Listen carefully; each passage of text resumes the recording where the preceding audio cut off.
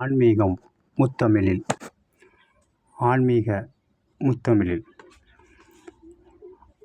மூதாதையர்களின் கூட்டமைப்பு தான் ஆன்மீகம். இதை தாய்மை என்றும், இத்தகைய தாய்மை என்னும் ஆன்மீகத்தின் மூதாதையர்களை சமச்சீர் அறநெறி வழிகளில் வடிவமைப்பை போற்றியும் பாதுகாத்தும் பராமரித்தும் பேணிக்காத்தும் உற்ற துணையாக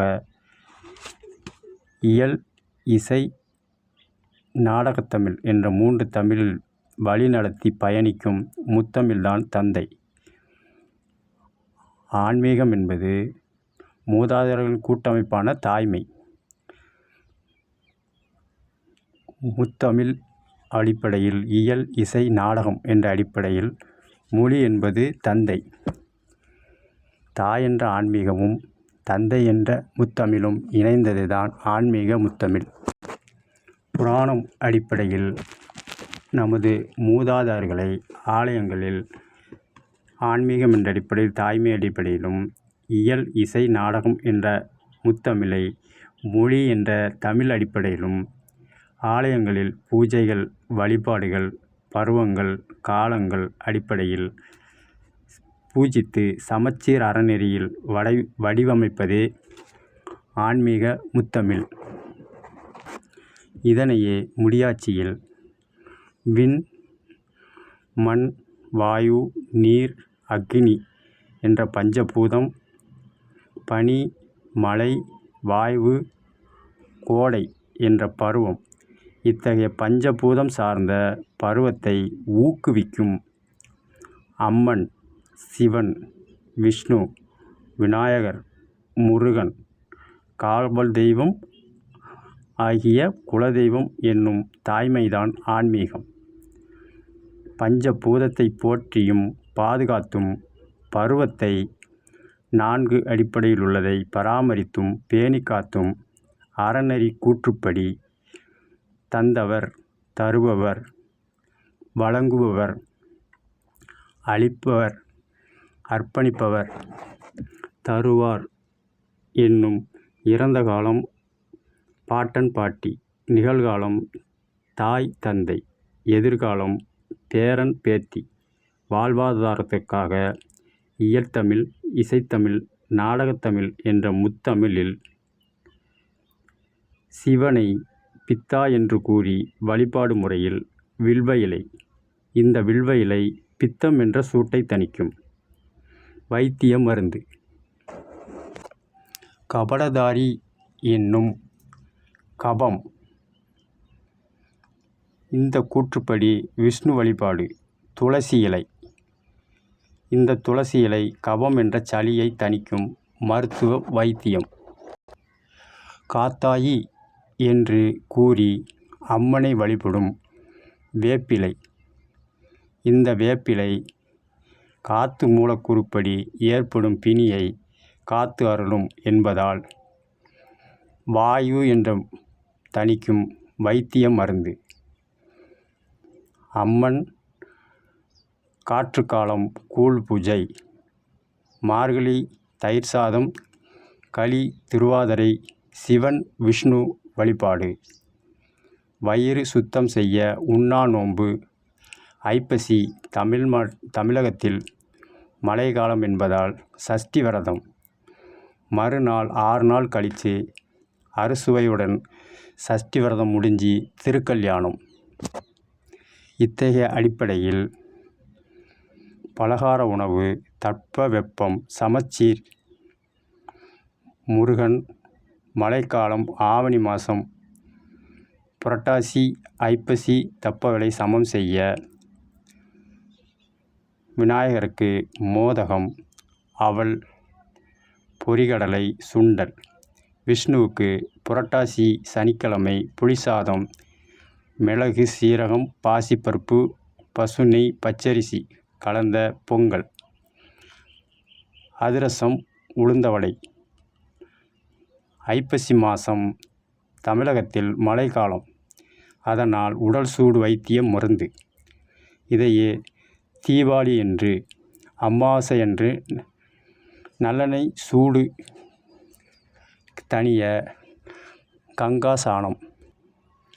தீபாவளி அன்று மழைக்காலம் என்பதால் தமிழகத்தில் இரத்தத்தில் உள்ள சூடு விரைவாக ஆவியாகும் என்பதனால் அதனை சமச்சீர் செய்ய கடலெண்ணெய் அடிப்படையில் பலகாரம் செய்து குருதி என்ற நீரும் கடலெண்ணெய் என்ற பலகாரத்திலும் எண்ணெயும் தண்ணியும் கலவாமை ஒன்றுக்கொன்று இணையாமல் அதே சமயம் மழைக்காலத்தில் உடம்பில் உள்ள சூடு வெளியேறாமலும் தடுக்கவும் பலகாரங்கள் எண்ணெய் தேய்த்து குளித்தல். பட்டாசு சிதறும் பழக்கம் ஆன்மீக தமிழர்கள் கிடையாது. காரணம், பட்டாசில் ஏற்படும் புகை நச்சுத்தன்மை உயிர்களுக்கு மூச்சுத்திணறல் பாதிப்பை உண்டாக்கும். ஆகையினால் பட்டாசு வழிபாடு ஆன்மீக முத்தமிழர்கள் கடைபிடிக்கவில்லை.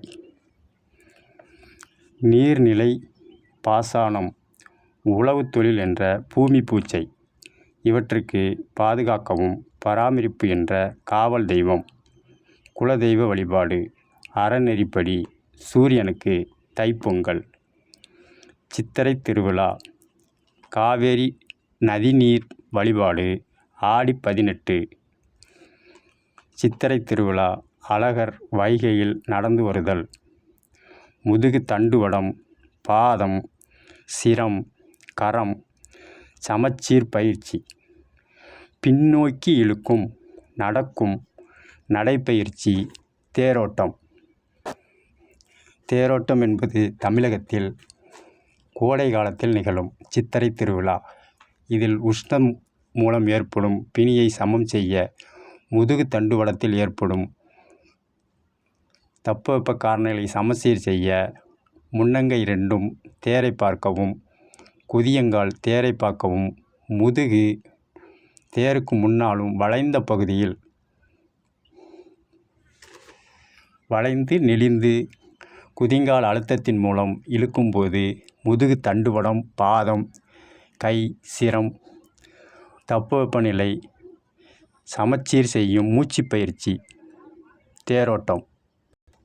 இதனைத்தான் ஆன்மீகம் என்ப தாய் அடிப்படையில், முத்தமிழ் என்ற தந்தை அடிப்படையில் பல நூல்களாக பல வழிபாட்டு நூல்களாக ஆன்மீக முன்னோர்கள் மூதாதையர்கள் வகுத்துள்ளனர்.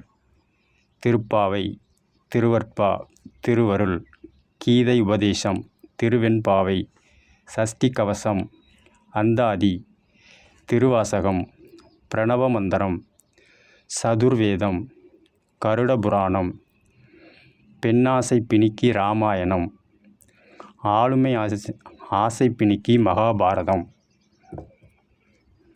கடமையின் முக்கியத்துவத்திற்கு பாகவதம், ஆளுமை சமச்சீருக்கு அர்த்தசாஸ்திரம், தாம்பத்தியத்திற்கு காமசாஸ்திரம், வைத்தியத்திற்கு சித்தா ஆயுர்வேதம், இறந்த காலம், நிகழ்காலம், எதிர்காலம், அடுத்த அடுத்த அடுத்த மேன்மைக்கு வேத கணிதம், தேக ஆரோக்கியத்திற்கு யோக பயிற்சி சாஸ்திரம், கட்டுமான தொழிலுக்கு வாஸ்து சாஸ்திரம், விண்களுக்கு கோள் சாஸ்திரம், மரம், செடி, கொடி, பூ, காய், கனி, இலை, பட்டை, பாறை என்ற கற்கள் சார்ந்தும் மற்றும் இதன் துணையோடு வாழ்வாதார தொழில் புரிபவர்கள், தச்சர்கள், கற்சிற்பிகள்,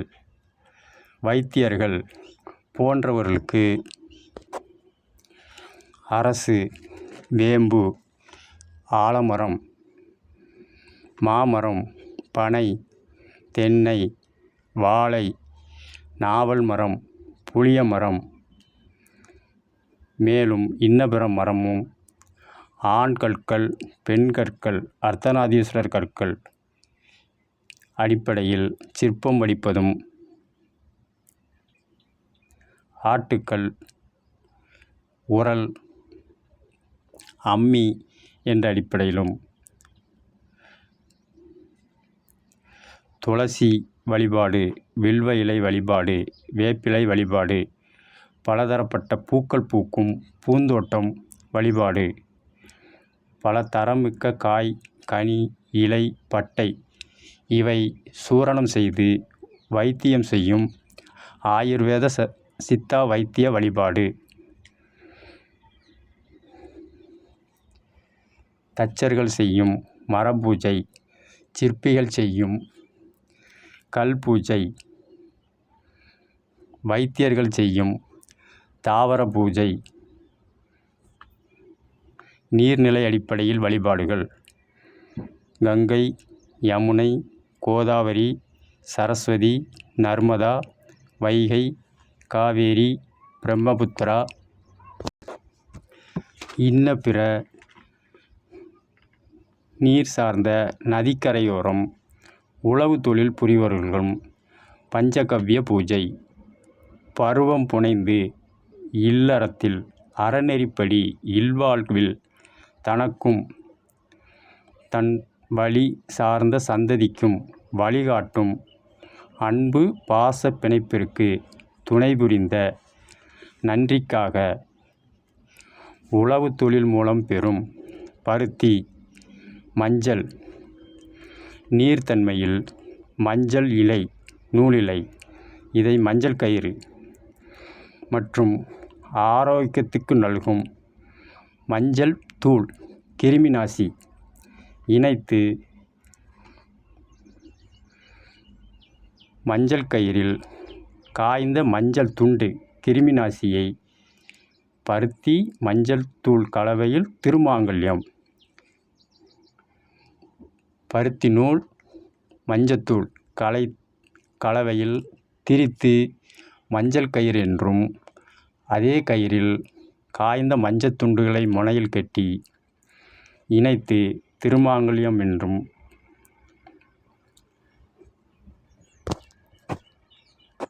இதனை ஆண்டுதோறும் புதுப்பிக்கும் வகையில் வரலட்சுமி பூஜை என்றும், ஆடி 18 அன்று திருமாங்கல்யம் மாற்றும் காவேரி பூஜை என்றும். நீரும் கடவுள் என்ற அடிப்படையில் நீர் பூஜை. இத்தகைய தாலி என்ற திருமாங்கல்யம் அளவு 1 பிடி, 2 பிடி, 4 பிடி, 8 பிடி என்ற கைப்பிடி அளவில் உருவாக்கப்படுகிறது. காரணம், சிரம் சரீரம் இரண்டையும் இணைக்கும் கழுத்து பகுதியில்தான் அனைத்து நரம்புகளும் கடந்தும் புனைந்தும் இணைந்தும் உட்புகுந்தும் வெளியேறியும் செல்கின்றன.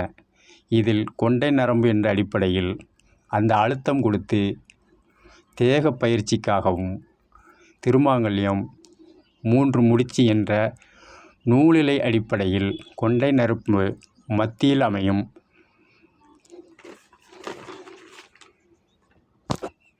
பருவம் வந்த திருமாங்கல்யம் அணியும் பெண்களும் ஆண்களில் உழவு தொழில் செய்யும் அதே கழுத்து தண்டுவடம் வலிமை பெற முழம் 4 முழம் 8 முழம் என்ற அடிப்படையில் துண்டு என்பதை கழுத்தில் சுற்றியும் குனிந்து நிமிர்ந்து வளையும் பொழுது கழுத்து பின்பகுதி அழுத்தம் கொடுத்து கழுத்து தண்டுவடம் தேக பயிற்சி. திருமாங்கல்யம் பெண்களுக்கு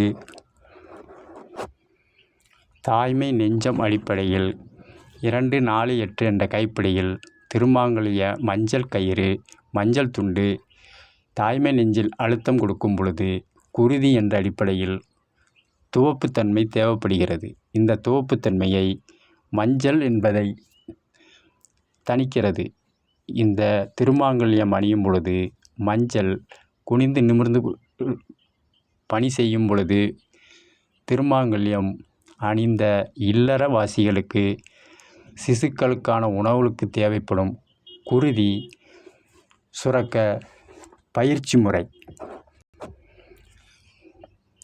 இதனைத்தான் சஷ்டி கவசத்தில் சிஸ்டருக்கு உதவும் செங்கதிர்வேலோ என்று வைத்தியத்தை எழுதியிருப்பார் பாலதேவராயர். சிஸ்டர் என்பது ஆங்கில சொல்லில் பொருள் எடுக்கக்கூடாது. சிசு என்றால் குழந்தை. அனைத்து குழந்தைகளுக்கும் குதப்பும்னா சிசுக்கள் பல் முளைக்காத நேரத்தில் தாய்மை நெஞ்சத்தில் குதப்பித்தான் பால் சுரந்து உணவாக உட்கொள்ளும். இதைத்தான் சிஸ்டருக்கு குதப்பும். செங்கதிர்னா சிகப்பு நிறத்தில் உள்ள குருதி. கதிர் என்றால் உணவு. தாய்ப்பால் தான் குழந்தைக்கு உணவு என்பதை காப்பாற்றும் என்பதைத்தான் சிஸ்டருக்கு உதவும் செங்கதிர் வேலோ என்ற வைத்திய முறை சுவடுகள். இத்தகைய செயல்பாடுகள் பருவம் வந்த ஆண், பருவம் வந்த பெண் அனைவரின் ஒப்புதல் அடிப்படையிலும் அறநெறி அடிப்படையிலும் கூட்டு முயற்சியில் இணையும் திருமாங்கல்யம் சூடும் மணவிழா பூஜை. திருமாங்கல்யம் சூடுதல். இத்தகைய நீர்நிலை பூஜையை ஆதியும் மத்தியும் அந்தமும் கடைபிடித்து காவேரி என்ற அடிப்படையில் பூஜைகள் நீர்நிலை பூஜையாக நிகழ்த்தப்படுகிறது ஆன்மீக முத்தமிழில். மேலும் ஈரோடு அருகாமையிலுள்ள காலமங்கலம் ஊரில் காவல் தெய்வமாக குலவிளக்கு அம்மனும் திருமாங்கல்யம் நாமம் உடைய திருமால் கல்யாண வரதராஜ பெருமாள் ஆகவும் காவேரி நதிக்கரையில் தொடக்கம் மத்தி இறுதி என்ற முறையில் நீளம் கணக்குகளை அளந்து பதிவுப்படி, அதாவது காவேரி தொடக்கம் குடகு, மத்தி ஈரோடு அருகிலுள்ள காலமங்கலம், முடிவு காவேரி பூம்பட்டினம் என்ற குறியீட்டு அடிப்படையில் நதிக்கரை பூஜை. இதனால் இந்த ஈரோடு அருகிலுள்ள காலமங்கலத்தில் ஊரில் உள்ள சிவனின் பெயர் மத்திய புரீஸ்வரர். மத்தி என்றால் நடு, புரி என்றால் நதிக்கரை. மத்திய நதிக்கு ஈஸ்வரன் விளங்குவதால் சிவன் பெயர் மத்திய புரீஸ்வரர். காவேரியின் மத்தி பகுதியில் சிவன் பூஜை வழிபாடு நடைபெறுகிறது.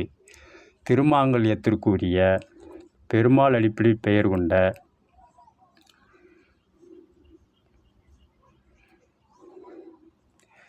கல்யாண வரதராஜ பெருமாள் ஆலயமும் இதற்கு காவல் தெய்வமாக குலவிளக்கு அம்மன்.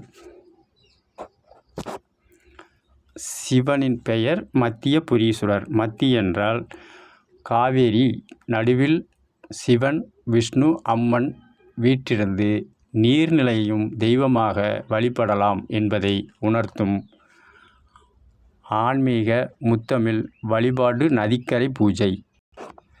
இந்த ஈரோடு அருகில் உள்ள காலமங்கலம் என்ற ஊரில் மத்திய புரீஸ்வரர் வரதராஜ பெருமாள் குலவிளக்கு அம்மன் ஆலயத்தின் அருகில் காவேரி நதிக்கரை மத்தியில் திருவிளக்கு பூஜை. அதாவது தூத்துக்குடி மாவட்டம் வல்லநாடு சார்ந்த பாறைக்காடு என்ற ஊரில் சாமி சிதம்பரசாமி அவர்கள் சன்மார்க்க வழிபடி வள்ளலார் வழிபாடுபடியும் கடைபிடித்து ஜோதி வடிவில் தீபம் நவக்கிரகங்களை வைத்து, அதாவது ஈரோடு அருகில் உள்ள காலமங்கலம் என்ற ஊரில் காவேரியின் மத்திய பகுதியில் ஜோதி வழிபாடாக உத்தராயணம் துவங்கும் தமிழ் மாதம் தையில் தமிழ் கலாச்சார வழிபாடுபடி தமிழ் கடவுளாக கருதும் முருகன் அவதாரம் விசாக நட்சத்திரம் அன்று காலை முதல் மாலை வரை மத்திய காவேரி ஜோதி தீபம் ஏற்றும் வழிபாடு நிகழ்த்தப்பட்டு வருகிறது ஆண்டுதோறும். நித்திய பூஜை கல்யாண வரதராஜர் பெருமாள் குலவிளக்கு அம்மன் மத்திய புரீஸ்வரருக்கும் நித்திய பூஜை ஆண்டுதோறும் நடைபெறும். ஆண்டுக்கு ஒரு முறை வள்ளலார் அடிப்படையில் பாறைக்காட்டு சாமி வல்லநாடு சாமி சாது சிதம்பரசாமி அவர்கள் அடிப்படையில் சன்மார்க்க ஜோதி தீபம் ஏற்றும் திருவிழா உத்தராயம் தொடக்கம் தை தமிழ் முருகக்கடவுள் விசாகம் கூடிய நட்சத்திரத்தில் ஆண்டுக்கு ஒரு முறை ஜோதி வழிபாடும் நதிக்கரைக்கு காவேரி நதிக்கரைக்கு மத்திய காவேரி ஜோதி வழிபாடு நிகழ்த்தப்பட்டு வருகிறது. தொண்டர்கள் சன்மார்க்க வழிப்படி சாது சிதம்பரசாமி கடைபிடித்த வழிபாட்டுப்படி நிகழ்த்தப்பட்டு வருகிறது. நீரும் கடவுள் என்ற ஆன்மீக முத்தமிழ் வழிபாடு. காற்றும் அனைத்து ஜீவங்களுக்கும் உயிர் வாழ சுவாசம் தருவதால் வாயுவும் கடவுளாக கருதி வழிபாட்டு முறை கடைபிடிக்கப்படுகிறது. தியான பயிற்சி. ஆலயத்தில் இடமிருந்து வலம் வருதல். தேகம் உருண்டு தவழ்ந்து அடிப்பிரதட்சணம். சுகாதார காற்று பெறும். மார்கழி மாதம் வாசலில் கோலமிடும் கோலப்பயிற்சி.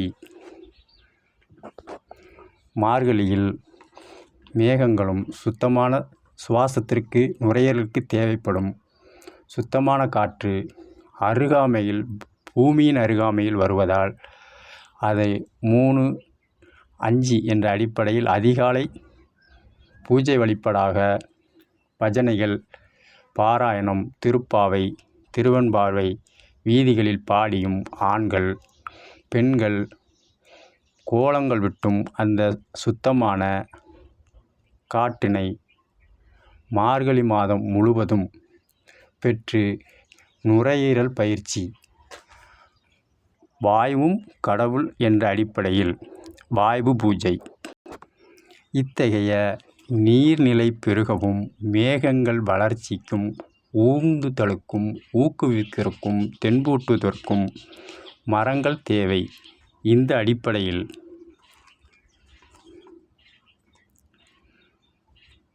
வனம் செழுமைக்கு உகந்த பாதுகாப்பும் பராமரிப்பும் பேணி காத்தல் போற்றுதல் மூலக்கூறுப்படி உதவும். சிங்கம் நரசிம்ம வழிபாடு. குரங்கு அனுமன் வழிபாடு. பன்றி வராக வழிபாடு. வெள்ளை யானை மலைக்குரிய இந்திரன் வழிபாடு. புலி ஐயப்பன் வழிபாடு. காட்டெருமை மகிஷாசுரவர்த்தினி வழிபாடு. கருப்பு யானை பிள்ளையார் வழிபாடு. ஆந்தையின் கழுத்து 360 பாகை அடிப்படையில் நின்ற இடத்திலே சுழலும் திரும்பும் திறன் உடையது. அதேபோல பொருள்களும் 360 பாகை திரும்பி பார்க்க வைக்கும். உவமைக்காக ஆந்தை லட்சுமி வழிபாடு. காவேரியை அகஸ்தியர் கமண்டத்தில் இருந்து அகஸ்தியரின் கமண்டலத்தில் காவேரி அடைக்கப்பட்ட போது அதனை காகம் வடிவில் பிள்ளையார் உருவம் மாறி தவள விட்டதனால் காகம் வழிபாடு பிள்ளையாராகவும் சனி பகவானின் வாகனமான காகம் கிரகத்தின் மூலமாகவும் வேற்றுமையில் ஒற்றுமை உணர்வு. காகம் வழிபாடு. மீன்கள் தடாகத்தை சுத்தப்படுத்துவதால் வேதங்களை காக்க விஷ்ணு பகவான் எடுத்த மச்சாவதார வழிப்படையில் மீன் வழிபாடு மச்சாவதார வழிபாடு. அதே விஷ்ணு அவதாரம் எடுத்து வேதங்களை காத்து மச்ச வடிவில் இருந்த விஷ்ணு பிரம்மனிடம் சதுர்வேதத்தை அளித்த பின் அசுரனை அழிக்கும் பொழுது அசுரனை வாயாலையும் பற்களாலும் வாளாலும் தான் தாக்கி வதம் செய்தார். இதனால் அந்த அசுரனின் குருதி பல்லடிப்படையில் உறுதி ஊடுருவி விஷ்ணு பகவானின் மச்சாவதாரம் என்ற அடிப்படையில் கலவையில் வேதியியல் மாற்றம் ஏற்பட்டு அசுரகுணம் ஏற்பட்டதால் சாந்தமாக இருந்த மச்சாவதார விஷ்ணு பகவான் சில மணி நேரங்களில் அசுரத்தன்மை இரத்தத்தில் கலந்ததால் சமுத்திரத்தை வீரியம் கொண்டு கலக்கி வந்தார். இதனை கட்டுப்படுத்தவும் பாதுகாக்கவும் பராமரிக்கவும் விஷ்ணுவின் மச்சாவதாரத்தை சாந்திப்படுத்தவும் தேவர்கள் முனிவர்களும் முறையிட சிவன் கொக்கு வடிவில் விஷ்ணுவை கவ்வி எடுத்து நீரிலிருந்து கொக்கு வடிவில் சிவன் கவ்வி எடுத்து சுவாசத்தை முறியடித்து மீனுக்கு நீரிலிருந்து வெளியில் வந்தால் சுவாசம் முறியடிக்கப்படும் என்ற அடிப்படையில் சிவன் அசுரனை அளித்த விஷ்ணுவுக்கு பாவ விமோச்சனம் வழங்கினார். இதைத்தான் இயற்தமிழில் ஓடும் மீன் ஓட உருமீன் வரும் வரை காத்திருக்குமாம் கொக்கு. ஓடும் மீன் ஓடன்னா இயற்கையான உள்ள மீன்களை போக விட்டுக்கிட்டு உருமீன்டா உருவத்தில் மீனாக மச்சாவதாரம் எடுத்து விஷ்ணு பகவான் இருக்கார். அவர் வரும்போது கவ்வி எடுப்பதற்காக கொக்கு வடிவில் சிவபெருமான் காத்திருந்தார் என்பதை குறிப்பதற்கான் ஓடும் மீன் ஓட இயற்கையான மீன் ஓடும் வரை உருமீன் வரும் வரை சிவபெருமான் உருவத்தில் மீனாக இருக்கிறார் விஷ்ணு பகவான். அவரை கொக்கு வடிவில் இருக்கும் சிவன் கவ்வி எடுத்ததைத்தான் ஓடும் மீன் ஓட உருமீன் வரும் வரை காத்திருக்குமாம் கொக்கு. அதனால் கொக்கு சிவனான வழிபாடும் மீன் மச்சாவதார வழிபாடும் கிளி முகமும் மனித உடலும் கொண்ட சுக பிரம்ம ரிஷி. இதனால் கிளியும் தெய்வமாக வழிபடப்படுகிறது. கிளி வழிபாடு கருடாழ்வார் விஷ்ணுவின் வாகனமாக பருந்தாக செயல்படுவதால் கருடன் வழிபாடு. மயிலாகவும் சேவலாகவும் சூரனின் உருவம் மாறுதல் ஆனால் உயிர் பாதுகாப்பு என்ற சூரசம்கார அடிப்படையில் நிகழ்ந்த முருகன் வழிபாடு. மயில் சேவல் மாமரமும் தெய்வம், மயிலும் தெய்வம், சேவலும் தெய்வம் என்ற அடிப்படையில் முருகன் வழிபாடு. இதே சூரசம்கார நிலைகள் அசுரனின் தங்கை அஜமுகி செம்மறியாட்டுத்தலை. இதனையும் முருகன் உயிர் பாதுகாப்பு ஆனால் உருவம் மாற்றி வதம் செய்ததால் செம்மறிக்கடா முருகன் வழிபாட்டு ஸ்தலமாகவும் இன்றும் சிக்கலில் செம்மறியாட்டுக்கடா வாகனம் முருகனுக்கு எடுக்கப்படுகிறது. தீர்ப்பு என்னும் வழக்கில் நடுநிலை பார்த்து தான் செயல்பட வேண்டும் என்ற அடிப்படையில் கோட்பாடுபடியில் ஆன்மீகத்தில் பார்க்கடலை கடையும் பொழுது அசுரர்களுக்கும் தேவர்களுக்கும் மத்தியில் இருக்கும் மந்தாரமலை சரியும் பொழுது தனக்கு பலன் இல்லை என்றாலும் தேவர்களுக்கும் அசுரர்களுக்கும் பலன் கிடைத்து அதன் மூலம் வரக்கூடிய எதிர்கால சந்ததிகளுக்கு வாழ்வாதாரம் சிறக்க வேண்டும் என்ற நோக்குடன் சமநிலையில் மந்தார மலையை சாய விடாமல் விஷ்ணு பகவான் ஆமை வடிவில் கடல் நீருக்கு அடியில் சென்று மந்தார மலையை ஆமை வடிவில் உள்ள ஓட்டில் தாங்கி பிடித்தார். இதனால் விஷ்ணு ஆமை வடிவில் வழிபடுவதால் கூர்ம அவதார வழிபாடு. ஆமையும் தெய்வமாக கருதப்படுகிறது. கூர்ம வழிபாடு. சனி பகவான் கங்கையில் சோமசுந்தரர் என்ற சிவனின் அவதாரத்தை சனீஸ்வர பட்டம் பெறுவதற்காக கங்கை நீரில் சனி பகவான் முதலை வடிவம் எடுத்து சிவனின் காலை கவ்வி பிடித்து கொண்டார். இதனை அறிந்த கங்காதேவி முதலை வடிவில் இருந்த சிவன் காலை பிடித்திருந்த சனி பகவான் முதலை வடிவில் இருந்ததை முதலையின் காலை தடியால் அடித்து சனி பகவானை காலை ஊனமாக்கினார். இதனால் சனி பகவான் ஊனக்கிரகம் என்றும் அழைக்கப்படுவார்.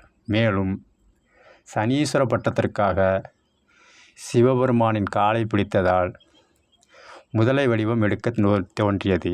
இதனால் கங்கை அவனை சமாதானப்படுத்தி சனீஸ்வர பட்டம் சிவனிடமிருந்து பெற்றுத்தந்தார். இதனால் முதலை கங்கையின் வாகனம். ஆகையால் முதலை சனி பகவான் என்று முதலையும் வழிபாட்டுக்குரியதாக கருதப்படுகிறது ஆன்மீக முத்தமிழில். மீன்கள் இரையையும் தன்னையும் பாதுகாத்து கொள்ளும் விழிகள் கொண்டது. அதேபோல மீனாட்சி அவதாரம் பெண்மையும் நாட்டு மக்களையும் பேணி பாதுகாத்து பராமரித்ததை அதனை போற்றும் வகையில் மீன் விழி போல் உள்ள மீனையும் மீனாட்சி வழிபாடாக கடைபிடிக்கப்படுகிறது. பார்க்கடலில் படுக்கைக்கு விஷ்ணுவுக்கு உதவும் சர்ப்பம் ஆதிசேஷன் என்பதால் விஷ்ணுவின் வாகனமாக ஆதிசேஷன் விளங்குவதால் சர்ப்ப வழிபாடும் கடைபிடிக்கப்படுகிறது. இதனை கார்கோட சர்ப்பம் என்பதை கிருஷ்ணன் நடனமாடியதனாலும் வாசுகி என்ற பாம்பு பார்க்கடலை கடைய உதவியதனாலும் சர்ப்ப வழிபாடுகள் நாகங்கள் பல ரக நாகங்கள் கொண்ட வழிபாடு அன்றும் இன்றும் என்றும் நாகர் கோவில் என்ற ஊரில் பூஜையாக வழிபடப்படுகிறது. பாம்புகளே தெய்வங்களாக கருதி பாம்புகளை பேரே ஊராக வைத்து நாகர்கோவில் என்ற நாகர் வழிபாடு நாகராஜர் பூஜை பாம்புகளும் வழிபாடாக கருதப்படுகிறது. ஆன்மீக முத்தமிழில் சிவனின் ஆலயம் பாதுகாப்பது பைரவர், இல்லத்தின் பாதுகாப்பும் நாய் என்பது. அதனால் பைரவர் வழிபாடு நாயும் பைரவராக கருதப்படுகிறது. கழுதை மூதேவியின் வாகனம். மூதேவி வனத்தை காக்கும் காவல் தெய்வம். சீதேவி இல்லறவாசிகளின் காவல் தெய்வம். இதனால் கழுதை வாகனமான மூதேவிக்குரிய வாகனமாக கழுதை என்பது அடிப்படையில் கடைபிடிக்கப்பட்டு வன பாதுகாப்பு அடிப்படையில் கழுதையும் வாகனமாக வழிபடப்படுகிறது.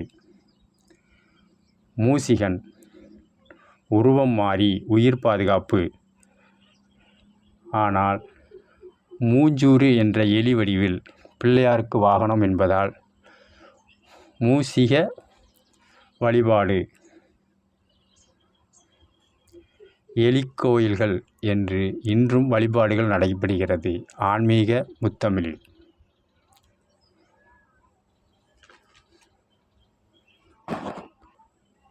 குலதெய்வம் காவல் தெய்வங்களுக்கு குதிரை வாகனம். இயற்கையான சூரிய பகவானுக்கும் 7 வண்ணங்கள் கொண்ட 7 கிரகங்கள் கொண்ட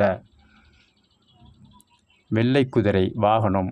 இந்த அடிப்படையில் குதிரையும் வழிபாட்டு தெய்வமாக சூரியனாக, காவல் தெய்வமாக, வழிபாட்டு தெய்வமாக குதிரை வழிபாடும் கடைபிடிக்கப்படுகிறது. உழவு தொழிலுக்கு துணை புரியும் ரிஷபம் காளை வாகனம் மாட்டுப் பொங்கலாக வழிபடப்படுகிறது.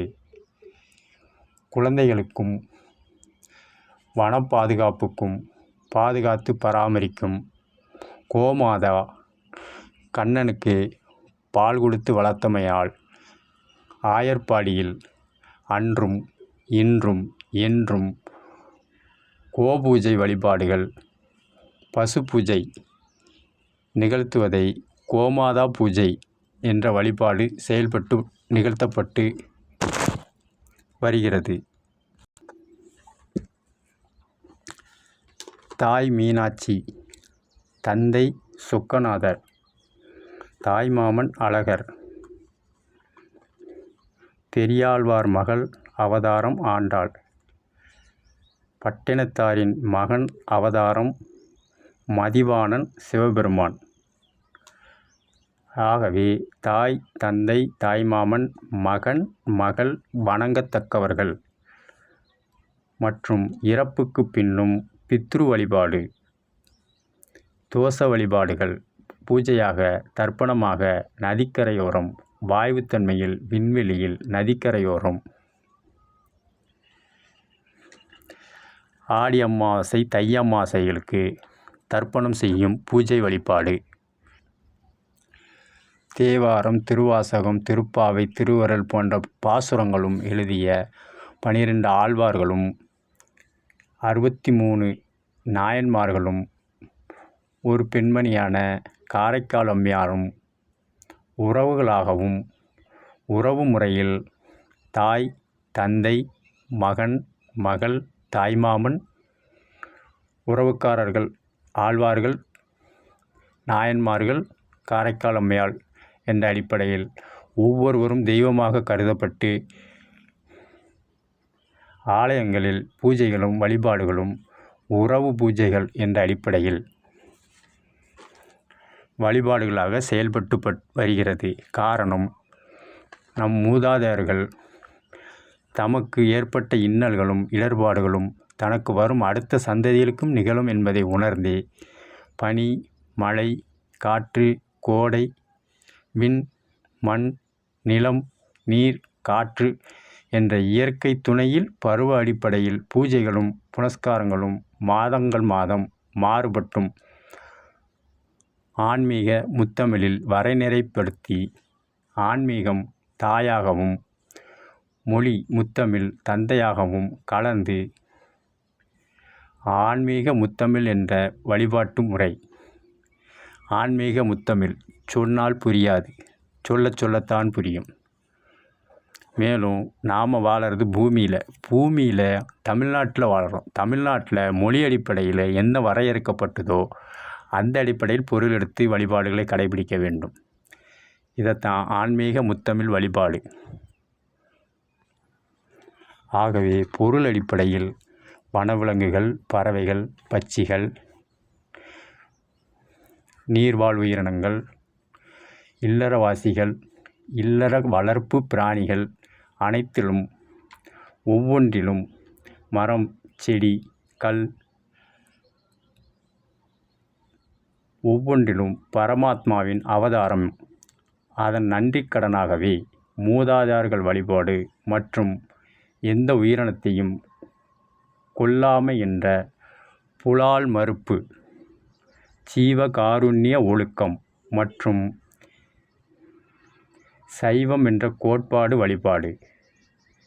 ஆன்மீகத்தில் ஆன்மீக முத்தமிழில் அனைத்து நூல்களும் புனிதமானது என்றாலும் தனிப்பட்ட நூல் ஒன்று மட்டுமே படிக்க வேண்டும், அதன் மூலமே வாழ்வாதாரம் புரிய வேண்டும் என்று உத்தரவாதம் எந்த இடத்திலும் குறிப்பிடப்படவில்லை, கிடையாது. எந்த நூல்களினாலும் எவர் வேணாலும் எந்த நேரத்திலும் படிக்கலாம், படிக்காமலும் இருக்கலாம், கடைபிடிக்காமலும் இருக்கலாம். ஆனால் கண்டிப்பாக கடைபிடித்தே ஆக வேண்டும் உத்தரவாதம் ஆன்மீக முத்தமிழில் கிடையாது. யாரையும் கட்டாயப்படுத்தியோ போர் தொடுத்தோ ஆன்மீக முத்தமிழை பரப்ப வேண்டும் என்ற உறுதிமொழியும் ஆன்மீக முத்தமிழில் கிடையாது. காசிக்கோ ராமேஸ்வரத்திற்கோ கட்டாயம் சென்று வர வேண்டும் என்ற கட்டளை ஆன்மீக முத்தமிழில் கிடையாது. இந்த தினத்தில் இத்தனை மணிக்கு அல்லது தினமும் ஆலயத்திற்கு சென்றே ஆக வேண்டும் என்ற வரையறுக்கப்பட்டது ஆன்மீக முத்தமிழில் கிடையாது.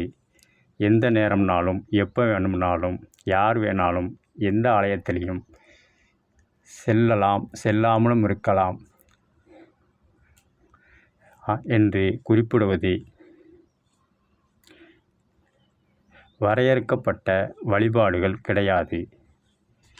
மேலும் அந்தந்த வழிபாட்டுக்குரிய சிவனுக்கு, விஷ்ணுவுக்கு, அம்மனுக்கு, விநாயகருக்கு, பிள்ளையாருக்கு, குலதெய்வத்துக்குள்ள குறியீடுகளை அல்லது ஆடைகளையோ அல்லது அணிகலன்களையோ,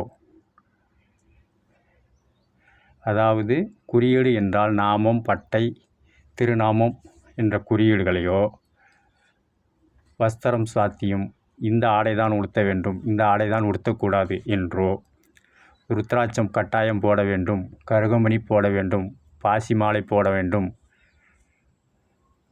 பலதரப்பட்ட நவக்கிரக மாலைகள் போட வேண்டும் என்று கட்டாயமாக அணிந்தே ஆக வேண்டும் என்று மனச்சஞ்சலத்தை ஏற்படுத்துவது ஆன்மீக முத்தமிழில் கிடையாது. எந்த குறியீடுகளாலும் இட்டுக்கொள்ளலாம் அல்லது குறியீடு இட்டுக்கொள்ளாமலும் வழிபடலாம். எந்த ஆடைகளாலும் அணிந்து கொள்ளலாம். யாரையும் மனதளவிலும் உணர்ச்சி அடிப்படையிலும் ஆடைகளை அணியாமல், அணிகலன்களை அணியாமல் எத்தடிப்படையிலும் ஆலயங்களில் வழிபடலாம் என்பதை குறியீடுகளாகவோ ஆடைகளாகவோ அணிகலன்களாகவோ கட்டாயம் அணிந்தே ஆக வேண்டும் என்ற விதிமுறைகள் ஆன்மீக முத்தமிழில் கிடையாது. இதனால் மன அமைதி ஏற்படுமே தவிர மனச்சஞ்சலம் ஏற்பட வாய்ப்பு இராது. மேலும் ஒட்டுமொத்த சமூகத்தையும் கட்டுப்படுத்தும் ஆன்மீக முத்தமிழ் வழிபாட்டு தலைமை உறுப்பினர்கள் எந்த ஆலயத்திலையும் எந்த வழிபாட்டிலையும் யாரையும் எந்த இடத்திலையும் எந்த நூலிலையும் அறுதிட்டு குறிப்பிட்டு ஆன்மீக முத்தமிழில் வரையறுக்கப்படவில்லை, கூறப்படவில்லை, தெரிவிக்கப்படவில்லை. காரணம், அவரவர்கள் பூஜைக்கேற்ற அடிப்படையில் அவரவர்கள் நடந்து கொள்ளலாம். எல்லாரும் தெய்வத்தின் முன்னும் சமம். உயர்வு தாழ்வு ஏற்றத்தாழ்வு கிடையாது. எந்த ஆலயத்திற்கும் எந்த வழிபாட்டுக்கும் தலைமை உறுப்பினர் கிடையாது. அவரவர்கள் மனமே மனசாட்சியே உற்ற துணை தலைமை என்ற கோட்பாடு ஆன்மீக முத்தமிழில். ஆகவே தலைமை உறுப்பினர் என்று யாரும் ஆன்மீக முத்தமிழில் கிடையாது. இந்த விட்டு கொடுக்கும் மனப்பான்மை தன்மையில்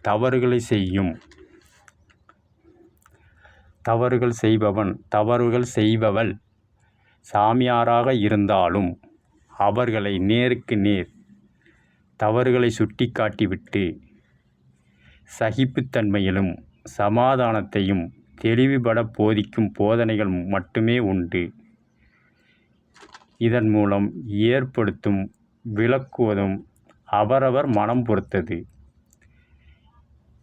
எவ்வித தவறு செய்தார்களும் அவரை தண்டிக்கவதோ கண்டிக்கிறதோ ஆன்மீக முத்தமிழில் எந்த நூல்களிலும் எந்த இடத்திலும் குறிப்பிடப்படவில்லை. மாறாக தவறு செய்தவள் சாமியாராக இருந்தாலும் காரி முகத்தில் உமிழும் தெளிவு உண்டு ஆன்மீக முத்தமிழர்களுக்கு. தண்டிக்கும் கட்டாயம் கிடையாது. ஆன்மீக முத்தமிழில் குறிப்பிடப்படவும் இல்லை எந்த நூல்களிலுமே. காரணம், உணர்ச்சி அனைவருக்கும் சமம். இதனால் ஏற்படும் நன்று தீது சூது அவரவரையே கர்மவினையாக வந்து அடையும். பிறரை பேணி காப்பதும் பாதுகாப்பதும் பராமரிப்பதும் மட்டுமே ஒவ்வொரு உயிரினத்திற்கும் தலையாய கர்மவினை. மாறாக தண்டிக்கவோ ஒதுக்கி வைக்கவோ விலக்கி வைக்கவோ எவருக்கும் உத்தரவாதம் உரிமை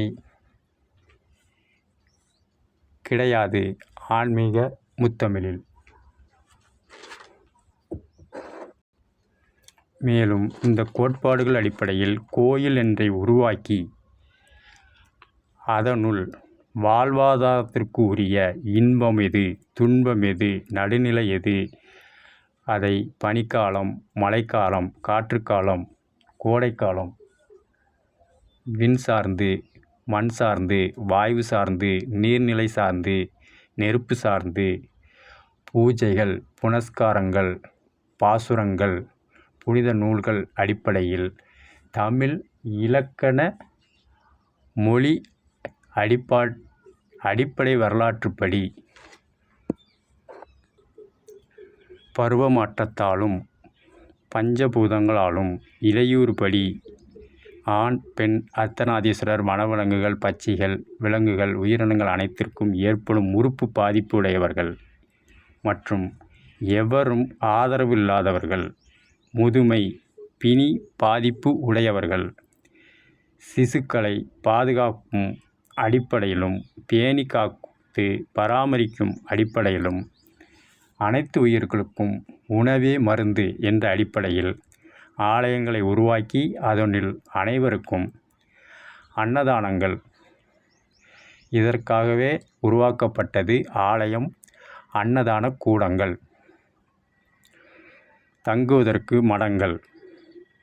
ஆதரவற்றவர்கள், அதாவது மாமன், மருமகள், தாய், தந்தை, உற்றார் உறவினர், சொத்து, சுகம், களவு, ஏமாற்று, சூழ்ச்சி, சூது அடிப்படையில் உறவுகளால் புறக்கணிக்கப்பட்டவர்கள்.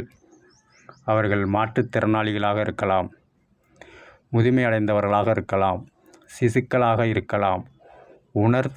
உணர்ச்சி அடிப்படையில் பாலியல் ரீதியாக துன்புறுத்தப்பட்டு அத்தகைய வளர்ச்சியில் ஏற்படும் சிசுக்களை வளர்க்க முடியாமல் வறுமையின் காரணத்தால் வீதிகளில் விட்டு எறிந்து அதனை பாதுகாக்கவும் பராமரிக்கவும் தங்கவும் ஆலயங்களில் அன்னதானங்கள், மடங்கள், சத்திரங்கள், சாவடிகள் தங்கி செல்ல அவரவர் வாசல் பகுதியில் திண்ணைகள், ஓய்வெடுக்க அமைத்து தருதல், தங்கும் வசதி செய்தல்.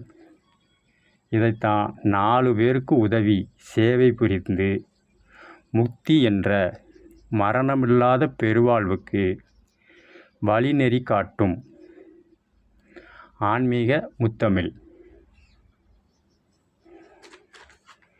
இதனையே இசைத்தமிழில் வேட்டைக்காரன் என்ற நாடகத்தமிழில் மக்கள் திலகம் பாடுவதாக 4 பேர்கள் போற்றவும், நாடு உன்னை வாழ்த்தவும், மானத்தோடு வாழ்வதுதான் சுயமரியாதை, வெள்ளி நிலா முற்றத்திலே விளக்கெரியும் முற்றத்திலே என்ற இசைத்தமிழில் பாதிக்கப்பட்டவர்கள் 4 பேர்கள். மாற்றுத்திறனாளிகள், எந்த அடிப்படை வாக்குரிமையும் இல்லாமல் அகதிகளாக வருவோர், வேற்று நாடாக இருந்தாலும் சரி, வேற்று மொழியாக இருந்தாலும் சரி, மேலும் சொத்து, சுகம், குடியிருப்பு ஆகியவைகளை அபகரித்து சூழ்ச்சி அடிப்படையில் உறவுகளால் புறக்கணிக்கப்பட்ட ஆண், பெண் அர்த்தநாதீஸ்வரர், மேலும் பிணியால் பாதிக்கப்பட்டு பாதுகாக்கவும் பராமரிக்கவும் முடியாமல் ஒதுக்கப்பட்டவர்கள், குழந்தைகள், முதுமை உடையவர்கள். இந்த 4 பேருக்கு உதவுவதுதான் வாழ்வாதாரத்தின் ஆன்மீக முத்தமிழில் அறநெறி அடிப்படையில் நூல்களில் கூறப்பட்டுள்ளது. இதற்காகத்தான் அந்த 4 பேர் நல்லா இருக்க நமது வாழ்வை இல்லறம் அடிப்படையில் வாழ்ந்து நமக்கு ஏற்படும், அதாவது இல்லறத்தில் ஏற்படும் மனக்கசப்பு, மனச்சஞ்சலம், உடல் பாதிப்பு, குழந்தைகளுக்கு ஏற்படும் மின்னல், மனைவிக்கு ஏற்படும் மின்னல், கணவனுக்கு ஏற்படும் மின்னல், பாட்டனுக்கு ஏற்படும் மின்னல், பேர குழந்தைகளுக்கு ஏற்படும் மின்னல் எவ்வாறு தனக்கு வந்ததோ அதேபோல் பிறருக்கும் வரும் என்பதை உணர்ந்து திருமாங்கல்ய பூஜை, இதன் மூலம் சந்ததிகளும் வளர்ச்சி, தனது திறமைகளும் வளர்ச்சி, பிறருக்கு உதவும் மனப்பான்மை. இதை தவிர்த்து நான், எனது, என்னது, நான் மட்டும் என்று திருமாங்கல்யத்தானம் பூஜை செய்யாமல், திருமணம் புரியாமல் தன்னிச்சையாக செயல்படும் ஆணாக இருந்தாலும் சரி, பெண்ணாக இருந்தாலும் சரி, அவர்கள் திறமை அவர்களோடு முறியடிக்கப்படுகிறது, அவர்களோடவே தீ மூட்டப்படுகிறது, அவர்களோடவே மண்ணோடு மண்ணாக புதைக்கப்படுகிறது.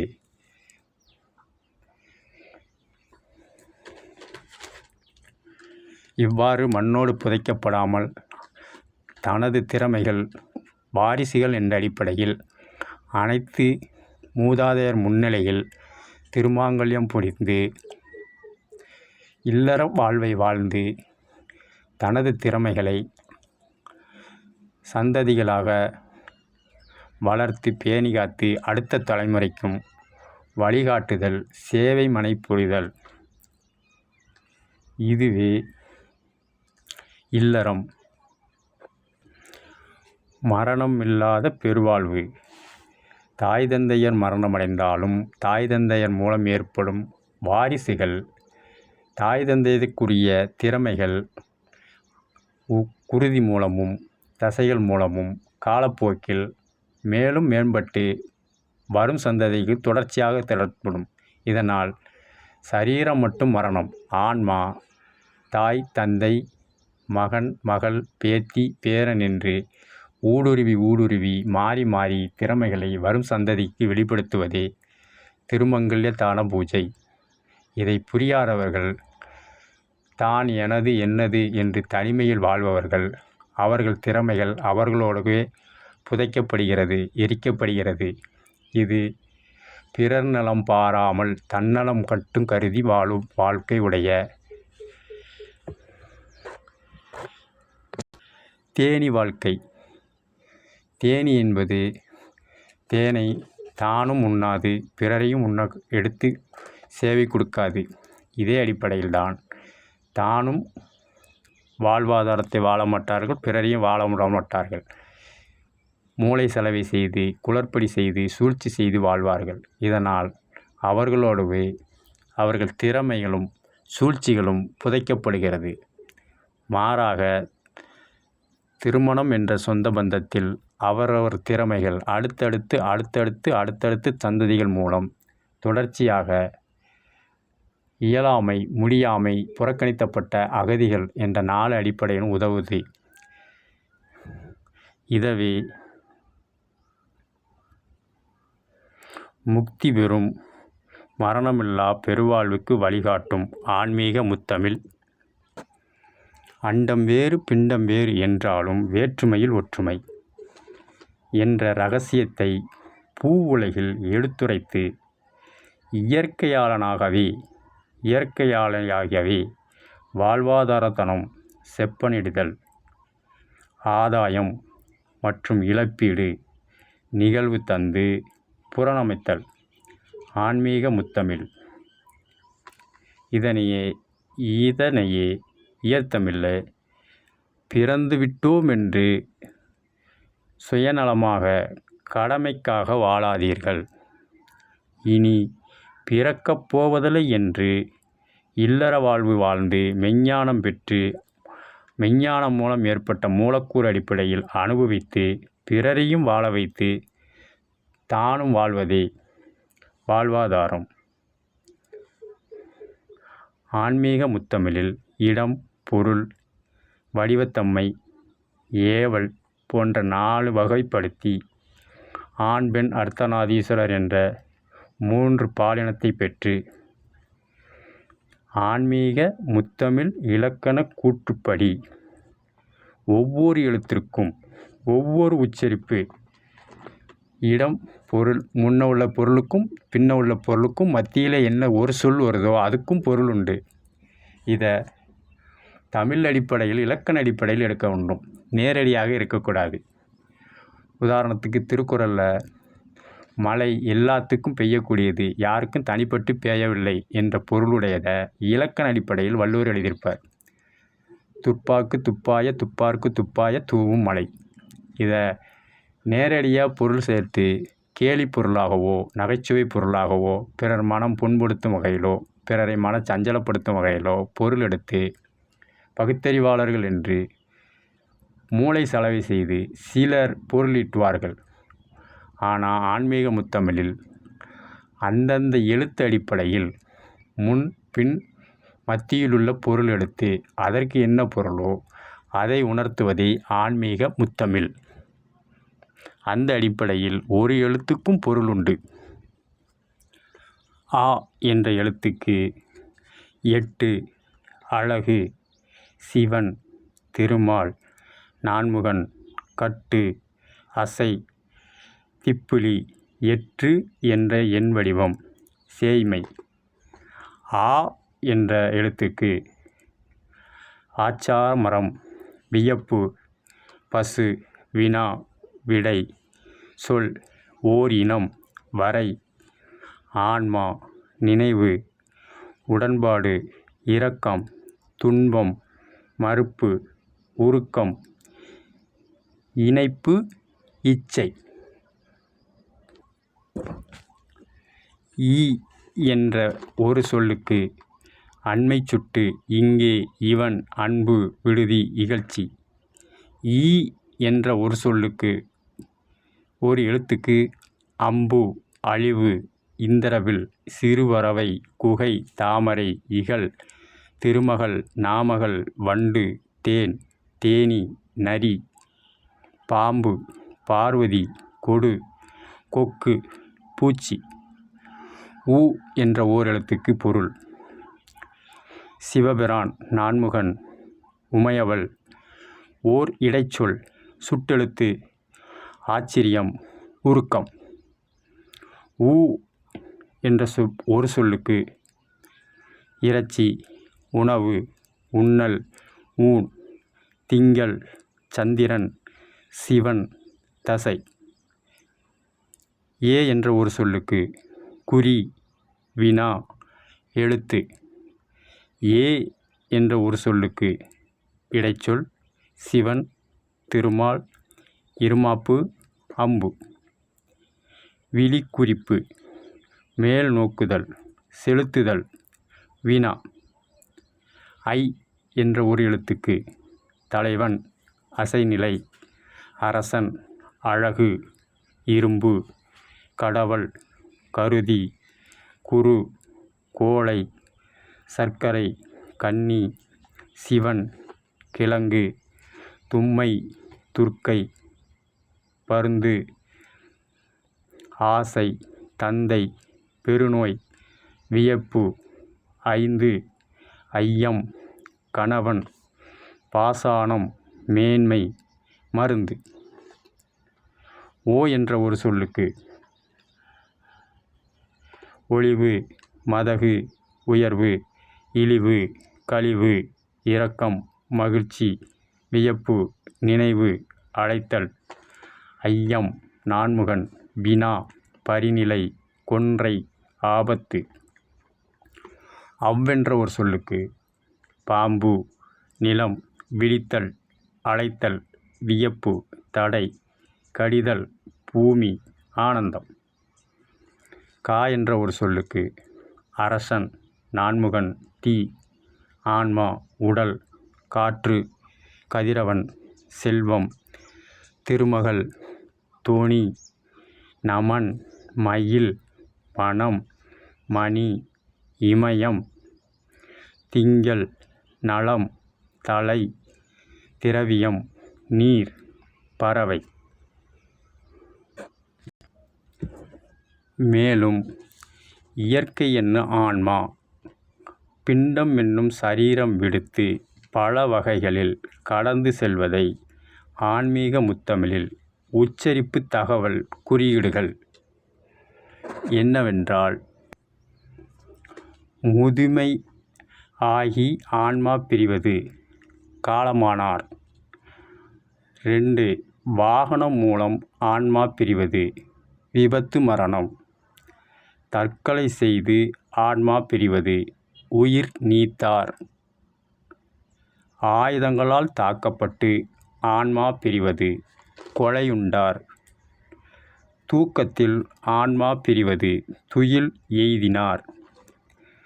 விண் சார்ந்த இடி மின்னல் மண் சார்ந்த பூகம்பம் நீர் சார்ந்த சுழல் வாயு சார்ந்த மூச்சுத்திணறல் நெருப்பு சார்ந்த வெடித்து சிதறுதல் அடிப்படையில் சரீரம் விடுத்து ஆன்மா வெளியேறினால் இயற்கை எய்தினார். தாய்மையின் கருப்பையில் உயிர் பிரிந்த ஆன்மா என்ற பிரிவது கருச்சிதைவு. பாலகன் மங்கை மழை கோடை பனி சூறாவளி பருவநிலையில் ஆன்மா பிரிவது இளம் மொட்டு உதிர்ந்தது. இளைய தலைமுறை ஆன்மா பிரிவது எதிர்காலம் மறைந்தது. பிணியால் வைத்தியம் செயலற்றும் பரிதவிப்பால் உலவும் ஆன்மாவையும் மற்றும் தேச துரோகம் செய்பவர்களையும் ஆளுமை தானாக முன்வந்து ஒப்புதல் துணையில் ஆன்மாவை பிரிப்பது கருணை கொலை.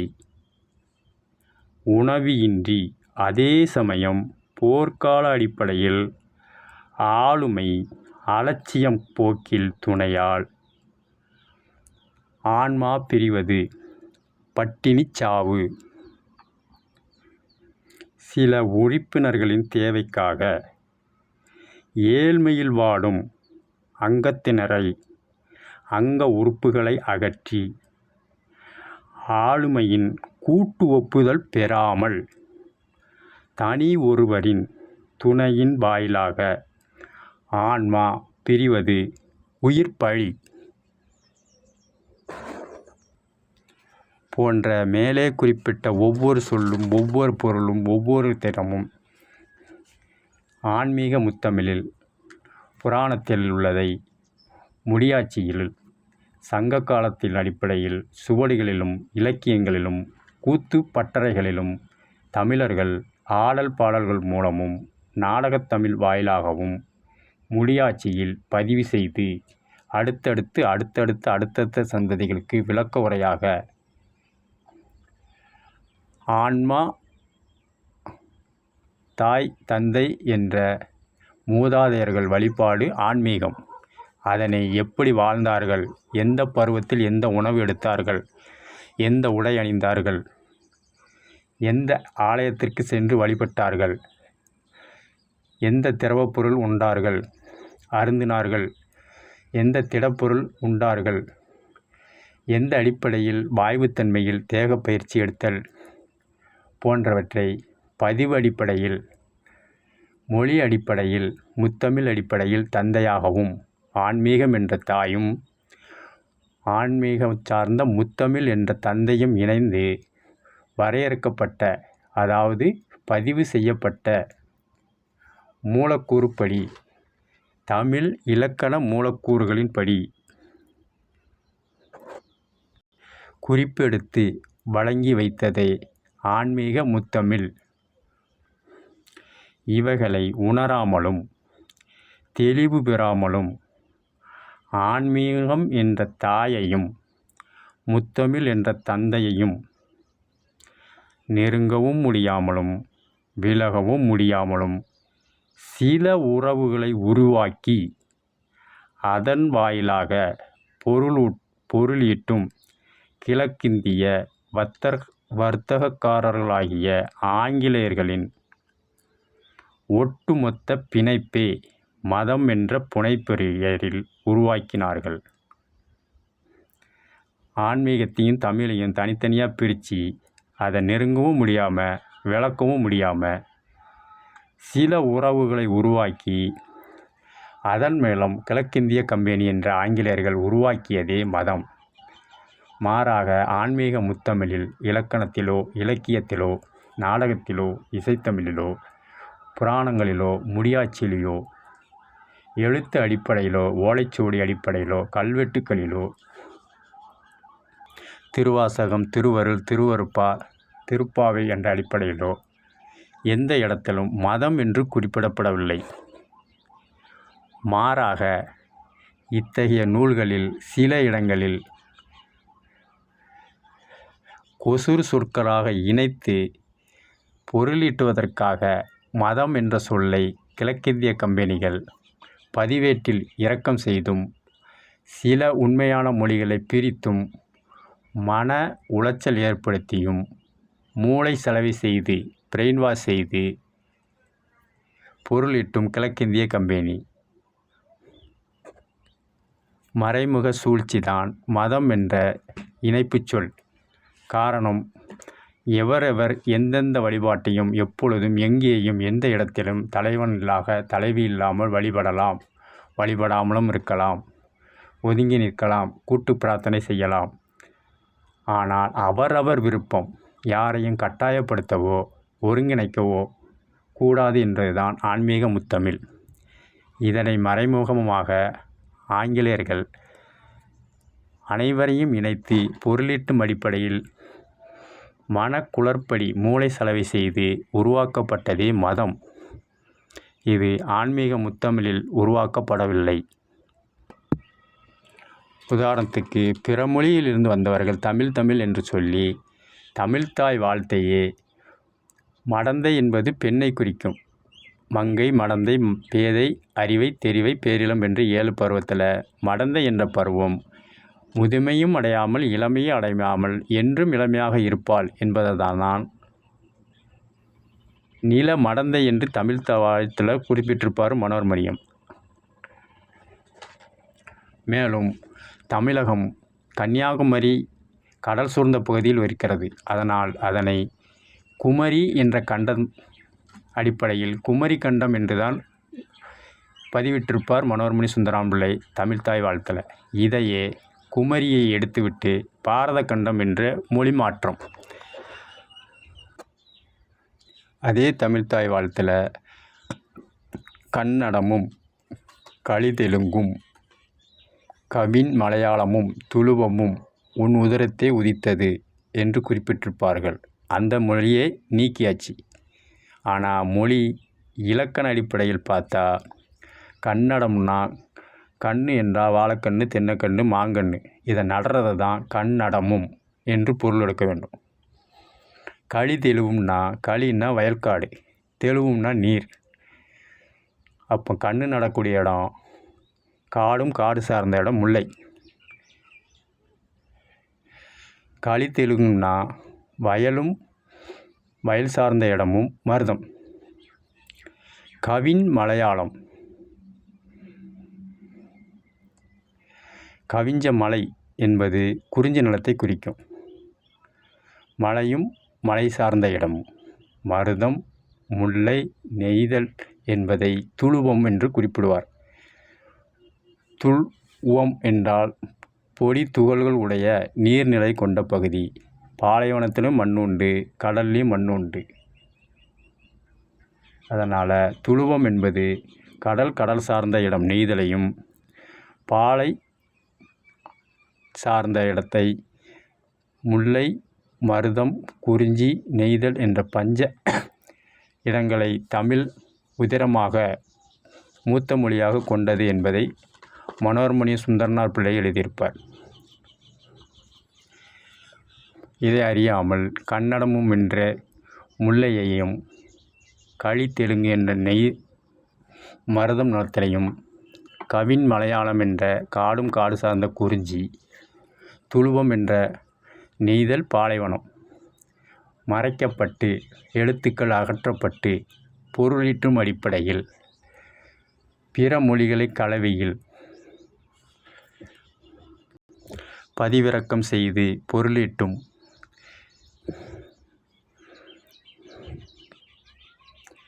இறந்த கால மக்கள் பிரதிநிதி அறநெறிக்கு மீறிய செயலாக செயல்பட்டு மறைக்கப்பட்டது. இதற்கு ஆன்மீகத்திலும் நம்பிக்கை வேணும், தமிழ் மீதும் நம்பிக்கை வேணும்.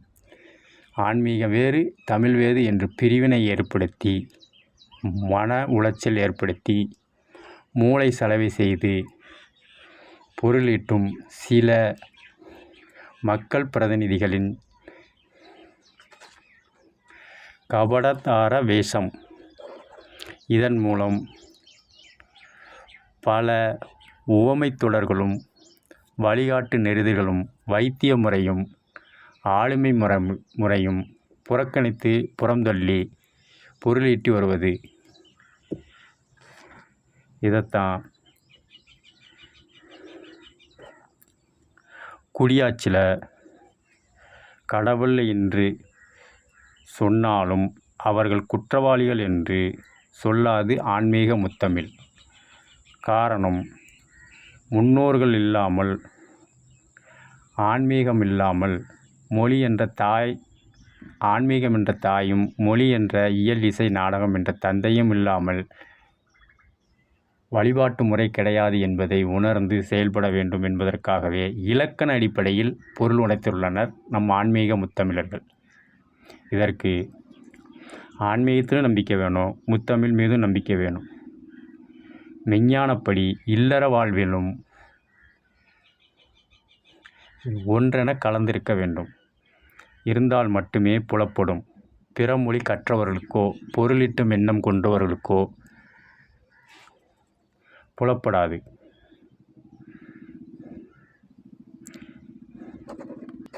ஆகையால்தான் குடியாட்சியில் கூட கடவுளில்லை என்று சொன்னாலும் அவர்கள் குற்றவாளி என்று எந்த இடத்திலும் ஆன்மீக முத்தமிழர்கள் சொல்லப்படவில்லை. இதனால் தமிழின் மகத்துவம் தெளிவுமில்லாமலும் முன்னோர்களின் ஆச்சார வழிபாடுகளை மறைத்தும் பொருளீட்டுவதால் அவர்கள் வெளியே சொல்லவும் முடியாமல் மெல்லவும் முடியாமல் சில ஆசைகளோடும் அதனை நிறுத்தவும் முடியாமல் தொடரவும் முடியாமல் சில தேடல்களோடும் மறக்கவும் முடியாமல் நினைக்கவும் முடியாமல் சில நினைவலைகள் மூலம் மூளை சலவை செய்து அன்றும் இன்றும் என்றும் பகுத்தறிவு என்ற உணர்ச்சிகளை தூண்டிவிட்டு பொருளீட்டுவோர். இதனை கண்டறிய ஆன்மீகத்திலும் நம்பிக்கை வேண்டும். அதாவது தாய் மீதும் நம்பிக்கை வேணும், முத்தமிழ் மீதும் நம்பிக்கை வேணும், தந்தை மீதும் நம்பிக்கை வேணும். தாயையும் தந்தையும் உணர்ந்தவர்கள் மட்டுமே ஆன்மீகம் என்ற தாயையும் முத்தமிழ் என்ற தந்தையும் மெஞ்ஞான அடிப்படையில் இல்லற வாழ்வாதார அடிப்படையில் தான் எனது என்ற தன்னிச்சையாக செயல்படுவோரை கணித்து புறந்தள்ளி பிற மக்களிடம் சுட்டிக்காட்டுவதே ஆன்மீக முத்தமிழின் வழிபாட்டு அறநெறி. ஆன்மீகம் வேறு, முத்தமிழ் வேறு என்று மூளை சலவை செய்வோரின் பரப்புரையை நம்பி உணர்ச்சிகளை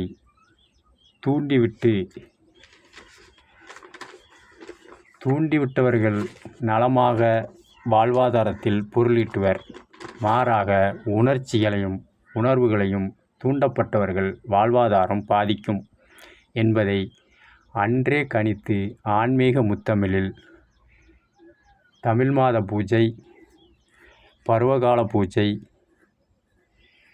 பஞ்சபூத பூஜை, நீர்நிலை பூஜை, காற்றுநிலை பூஜை, மண் பூஜை, விண் பூஜை, நெருப்பு பூஜை என்று ஒவ்வொன்றுக்கும் வரையறுத்து இயற்கைக்கு மாறாக உள்ளதை எதையும் நம்பாதே என்ற மூலக்கூறு அடிப்படையில்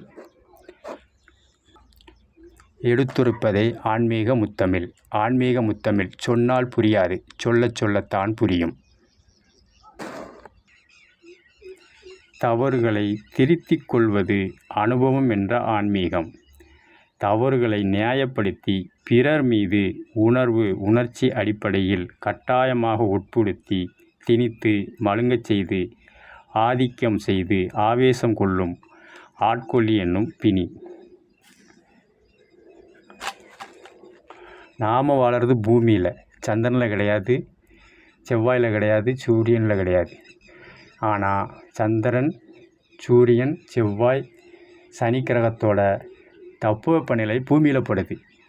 அதற்கேற்றபடி தான் பூமியில் வாழும் நாம், அதுவும் பூமியின் ஒரு பகுதியில் வாழும் தமிழகத்தில் ஏற்படும் தட்பவெப்ப நிலைக்கு ஏற்ப மழை, கோடை, காற்று, பனி என்ற அடிப்படையிலும் பஞ்சபூதங்கள் அடிப்படையிலும் பூஜைகள், வழிபாடுகள் ஆன்மீக முத்தமிழில் வரையறுக்கப்பட்டுள்ளது.